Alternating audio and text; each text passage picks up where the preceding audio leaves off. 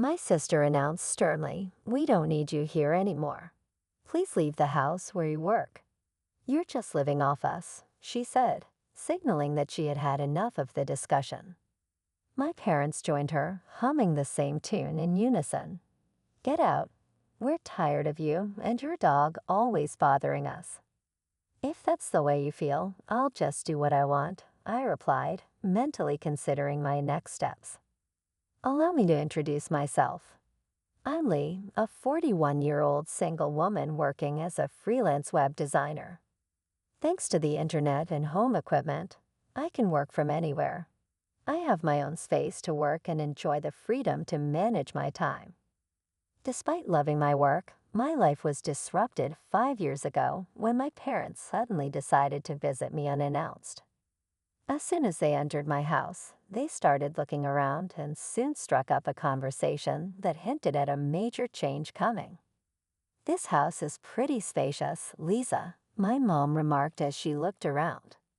"It looks like we could live here too, and there's even a spare room," my father added. It seems that Lisa lives in such a big house alone for nothing. Without asking, my parents made their decision in their typical fashion. They decided that moving in with me was a done deal, without even considering what I might want. "Wait a minute. I have no desire to live with you," I said, puzzled by their assumption. "What are you even implying?" My father's face turned red with anger, and he replied sharply, "You've taken over this house, claiming it belongs to your Uncle Michael, and you're trying to claim it as your own. There is a limit to how low you can fall." I tried to clarify the situation. "I didn't adopt it. I had a proper talk with Uncle Michael, and he voluntarily passed it on to me," I explained. Despite my protests, my parents had already decided to move. They insisted that our old house was falling apart and was no longer suitable for us to live there.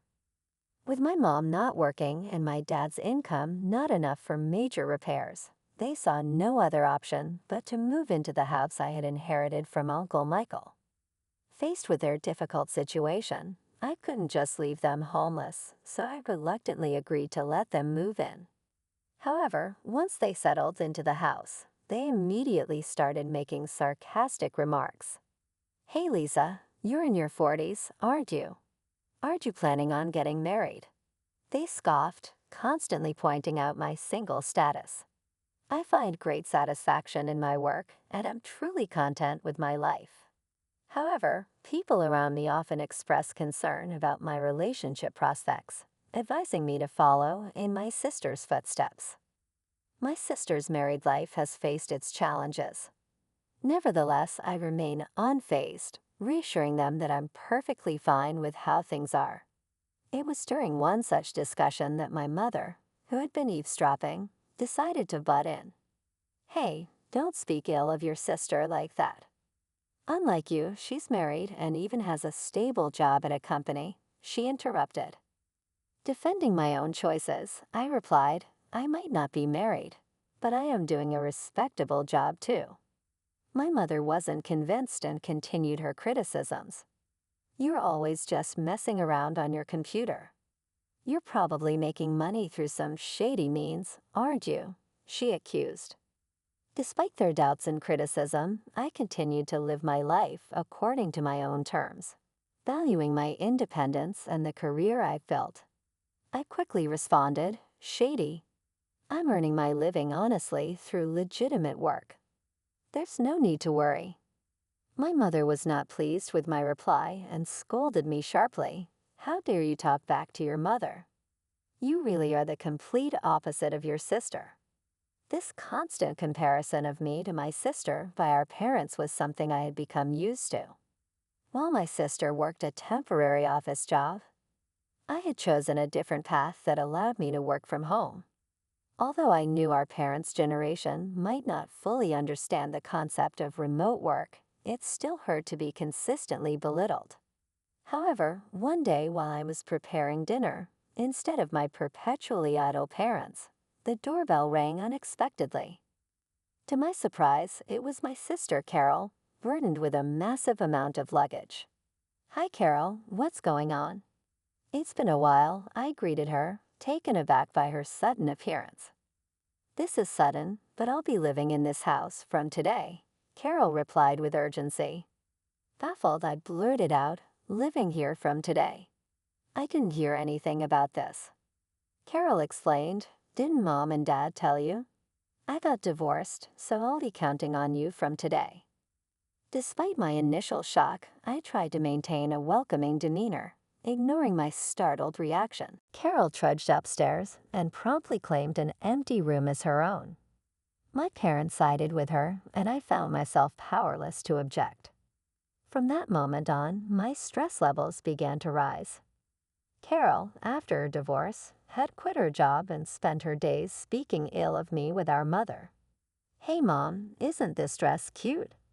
Carol would ask, showing off her latest shopping find. "Oh yes indeed, Carol. You're so pretty." "It will definitely suit you," our mother would respond enthusiastically. Then Carol would turn to me and remark, "Do you think so too?" It's totally not something Lisa would wear, right? Unable to escape their critical gaze, I continued to live my life without reacting to their taunts. Despite the desire to retaliate, I realized that it would only play into their hands. So I remained steadfast and unresponsive to their attempts to provoke me. One fine day, I knew I had to stay strong and keep focusing on my happiness, regardless of the negativity around me. I found myself in a truly heartwarming situation when one of my closest friends became the proud owner of a litter of 4 adorable puppies. This significant event sparked a series of changes that would enrich my life tremendously. The moment I saw those precious pups, I felt a deep connection. After careful thought, I decided to adopt a little black Chihuahua from the litter. I named him Charlie. Charlie was a bundle of joy, his round eyes sparkling with mischief every time he looked at me. His tail wagged so vigorously it seemed it might just detach in his excitement. I had always dreamed of owning a Chihuahua since I was a child, and finally having Charlie by my side brought immense happiness into my life. This was particularly true because I often worked from home, and Charlie's companionship provided much-needed relief from the loneliness of my remote work days. "From today onwards, you're Charlie, okay?" "Woof," I declared to him, solidifying our bond. Caught up in my excitement, I didn't discuss my decision to bring Charlie home with my family. After all, it was my house, and I was fully responsible for all the expenses related to Charlie's care and well-being. I saw no reason for them to object. However, as soon as I introduced Charlie to my family, my parents and my sister Carol began voicing their concerns. They expressed their displeasure, upset that they hadn't been informed about my intention to get a dog. Some even mentioned their dislike for the potential odors that dogs could bring into a home. My parents and Carol were quite vocal in their disapproval. "Hey, we didn't hear anything about you getting a dog," they protested. "Dogs smell, don't they?" "I hate odors," someone added. "Lisa, how could you just bring a dog home without consulting us?" They continued to scold me. Despite their complaints, I stood my ground and firmly defended my decision. It's my house, and I decided that Charlie and I needed each other. His presence here is a source of joy, not a cause for complaints, I asserted.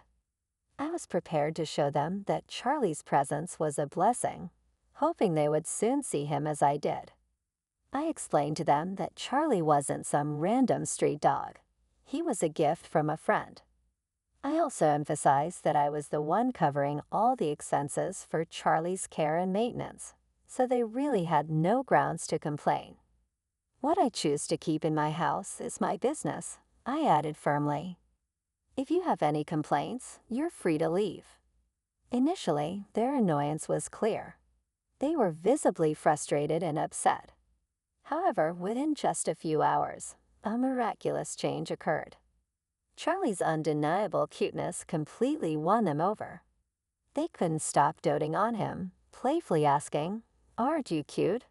Are you mommies, daddies, or are you sissies?" Look over here, sweetheart. It was as though their frustration had just evaporated into thin air. My entire family had fallen head over heels in love with Charlie, and his presence managed to bring about a remarkable transformation in their attitudes. From that point on, our home was filled with constant adoration for Charlie. Thanks to him, the previous hostility directed towards me began to fade, and I was able to enjoy relatively calm and harmonious days with my family. However, as life tends to go, a disruptive event occurred one day that broke the peace we had come to enjoy. While I was out running an errand, I received an urgent call from my sister, Carol. She sounded agitated and demanded, "Come back home now." Startled by her urgent shout, I asked her what had happened. She unleashed her frustration over the phone, shouting back, "It's not what happened, it's what Charlie did. He did his business on my clothes. What if they smell?" I tried to calm her down, saying, "Oh, just wash them quickly and they'll be fine. And isn't it your fault for leaving your clothes all over the floor?" Carol retorted, "What? It's my fault. It's your poor training that's to blame." I sighed, realizing that this was just a minor hiccup. "Enough, Carol. Charlie is still a puppy, you know. If you take him out for a walk, he won't do his business at home. You said you were excited to walk Charlie today, didn't you? Did you actually take him?" I had originally planned to take Charlie for a walk later in the day, but I didn't realize this decision would trigger a series of events that would throw my family into chaos. The core issue was that I hadn't fully trained Charlie, our beloved dog, and the consequences of this oversight were about to unravel. When I returned home, I walked into a home filled with tension. My sister Carol, clearly furious, confronted me immediately. Her anger was evident, and it was clear she had already briefed our parents about the mishap, as they too glared at me. Standing amid Carol's now soiled clothes scattered across the floor, Carol, distraught, threw the soiled garments at me in a fit of frustration. "I'm going to charge you for the cleaning costs," she declared angrily. "Why should I pay?" I retorted. "It's because you didn't take him for a walk and left your clothes all over the floor." My parents quickly joined in, urging me to take responsibility. "Lisa, shouldn't you at least apologize to Carol?" they suggested. "All of this happened because of that Charlie you brought home." As the accusations continued, I couldn't help but defend Charlie. "Can't we give Charlie some slack? Puppies are like babies, they make mistakes sometimes." But my family seemed determined to blame me and Charlie. "This situation only happened because of this stupid dog." My sister snapped again. "Lisa, you made the right choice by not getting married. If you became a mother, I doubt you'd raise a decent child." Her comments grew harsher, and my frustration mounted. "How dare you say something like that?" I exclaimed. "If you had taken him for walks properly and kept the house tidy, none of this would have happened." Finally, my sister reached her limit. She pointed at me and declared, "I can't take this anymore." The situation had escalated beyond simple pet mishaps to personal attacks, revealing deeper family tensions. Despite the hostility, I knew it was essential to remain calm and address each issue thoughtfully, prioritizing Charlie's training and our family's need for better communication and understanding. "I don't need you or this dumb dog. Get out of this house," my sister continued harshly. Her accusation cut deeply, especially since she knew all too well that I was currently without a job. I was stunned. "Who do you think was covering the household expenses?" I stammered in disbelief. "Didn't you hear me?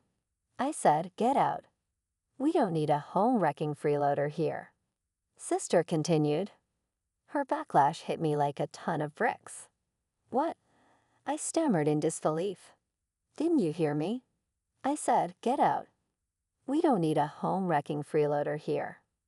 My sister's accusations deeply hurt me, especially since she was aware that I was currently unemployed. I was stunned by their lack of consideration for my contributions to the household expenses. As I stood there, bewildered by my sister's outrageous claims, even my parents joined in supporting her view. "That's right, Lisa, leave this house. Your presence only makes us feel worse," they echoed. I had reached my breaking point. "You're all jinxes. Just get out," I shouted. With that declaration, I decided to take control of the situation. I quickly packed my belongings and left the house with Charlie wrapped in a towel. As I walked away, thoughts of revenge flickered through my mind, but I knew this saga was far from over. A few days later, as expected, my sister reached out to me in a panic. "Lisa, help. What happened to the house all of a sudden?"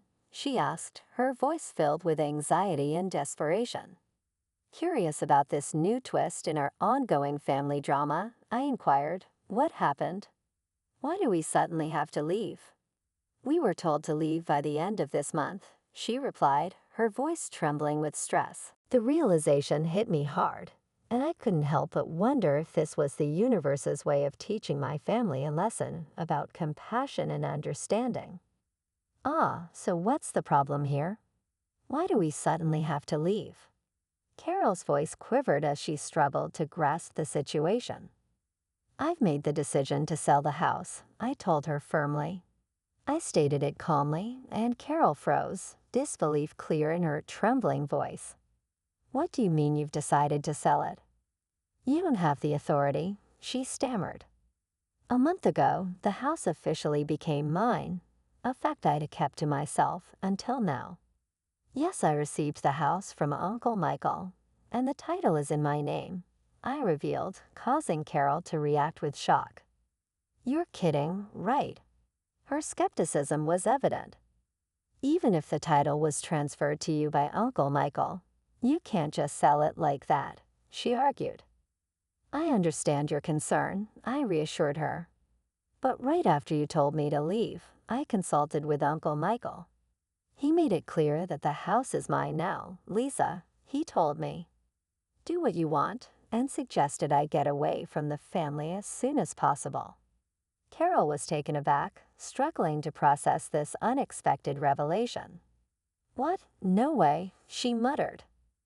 As our conversation continued, I suspected my parents might be listening in through the phone speaker. Soon enough, they began to voice their objections. "Hey, Lisa, cut it out. We have no other place to live if we leave the house," they interjected, trying to appeal to my sense of family loyalty. "That's right, Lisa. It's unthinkable to do this to your own family. If you're a good daughter, show some respect to your parents," they added with a quiet but firm tone. I responded firmly, "Respect? What are you talking about? You've always looked down on me compared to Carol. Who do you think has been supporting your life for the past few years? You all had nowhere to live, so I reluctantly let you stay with me." My parents were momentarily silenced by my strong response. Without waiting for their reply, I contemplated the implications of my decision, ready to enforce the boundaries that were long overdue. "Who treated me and Charlie like nuisances and kicked us out?" "It was you, wasn't it? Trying to drive out the original resident is shameless," my father, his voice full of plea, responded. "Please, Lisa, help us. We're sorry, but I had had enough." "I don't care. Fend for yourselves," I said resolutely. With that, I abruptly ended the call and blocked all my family members' contacts. Charlie, my loyal companion, looked up at me with a worried expression. I held him close and whispered, "I'm sorry, Charlie, for shouting. It's all right now. I will protect you." Feeling relieved that I had rescued Charlie from a family that had mistreated him, in the days that followed, I learned that my parents and sister had been forced to leave the house at the last minute. Despite their desperate attempts to cling to it, my father's meager income and my unemployed mother and sister made it impossible for them to maintain a decent life. Rumors circulated that my sister was constantly pressured by my parents to find a job, and their family relationships deteriorated further each day. While I had no interest in their living conditions, it was clear that their standard of living had plummeted since my departure.